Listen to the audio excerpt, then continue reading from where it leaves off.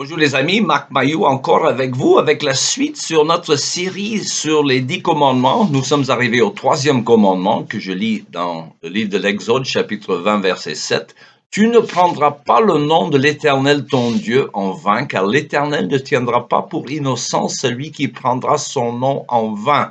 Alors, autre traduction, la Bible du Semeur qui dit, tu n'utiliseras pas le nom de l'Éternel ton Dieu pour tromper, car l'Éternel ne laisse pas impuni celui qui utilise son nom pour tromper. Fin de la lecture. Alors, qu'est-ce que cela veut dire, hein? D'abord, parlons du côté positif. Alors, je m'appuie encore sur la confession de foi dite de Westminster, qui dit, et je le cite, le troisième commandement exige un emploi saint et respectueux des noms de Dieu, de ses titres, de ses attributs, de ses commandements, de sa parole et de ses œuvres. Fin de citation. Alors, le troisième commandement, donc, interdit toute profanation ou mauvais usage des choses par lesquelles Dieu se fait connaître. Se moquer du caractère ou du nom même de Dieu, c'est ce qu'on appelle le blasphème, hein? Or, le troisième commandement interdit, entre autres, le blasphème. Alors, une manière courante, surtout de nos jours, de violer ce commandement, c'est d'utiliser le nom de Dieu ou de Jésus à la légère, sans accorder le respect qu'il mérite. Alors, cette pratique est devenue si commune chez certaines et dans les scénarios du cinéma que les gens en sont devenus insensibles à cette pratique. Mais Dieu ne le voit pas de façon indifférente. Il nous rappelle qu'il ne prend pas pour innocent cette profanation de son saint nom. Si les transgresseurs de ce commandement peuvent échapper au châtiment des hommes, le Seigneur notre Dieu ne supportera pas qu'ils échappent à son juste jugement. C'est Dieu lui-même qui le dit, hein? Alors, c'est comme cela que beaucoup de chrétiens comprennent le sens de ce commandement. Mais dans mes recherches, j'ai trouvé un autre sens à ce commandement, un peu différent, mais tout à fait complémentaire, je pense.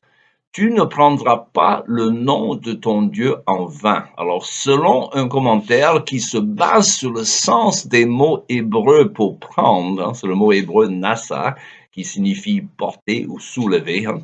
Pensez au NASA qui soulève des fusées dans l'espace. Et en vain, du mot chav, qui signifie commun ou inutile. Cela signifie qu'il ne faut pas faire des vœux au nom de Dieu et ne pas les garder. Alors, celui qui le fait rend commun ou inutile ses paroles.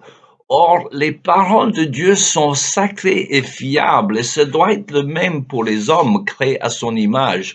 Nos paroles doivent être sacrées et fiables aussi.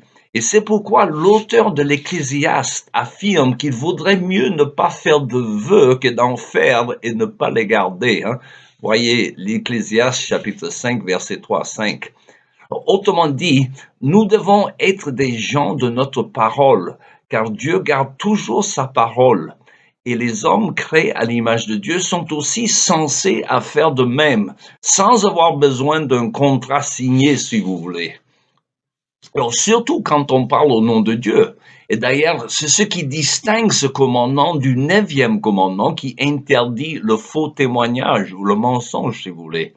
Le sens de ce commandement que l'on retrouve donc dans la Bible partout est résumé par un verset dans le livre de Lévitique, chapitre 19, verset 12, où nous lisons, et je cite, « Vous ne prononcerez pas de faux serments à mon nom, car en faisant cela, vous profaneriez le nom de votre Dieu. Je suis l'Éternel. » Alors, en guise d'exemple, pensez à l'affaire des Gabonites à l'époque de Josué, au chapitre 9, lorsque ce peuple avait trompé les Israélites, leur faisant croire qu'ils venaient d'un pays lointain pour retirer une promesse qui ne serait pas attaquée par les conquérants hébreux. Ils ont obtenu cette promesse par duperie. Mais cela n'empêche que les Israélites étaient obligés, selon le 3e commandement, de garder leur parole. Ils n'ont pas donc dépossédé les Gabonites. Alors de même, nous devons être, à l'instar de Dieu, des hommes de notre parole. Le Seigneur Jésus dit que ton oui soit oui et que ton non soit non. Matthieu chapitre 5, verset 37. Voilà pour notre résumé un peu rapide, c'est vrai, de ce troisième commandement. Jusqu'à la prochaine fois, je vous souhaite une bonne journée.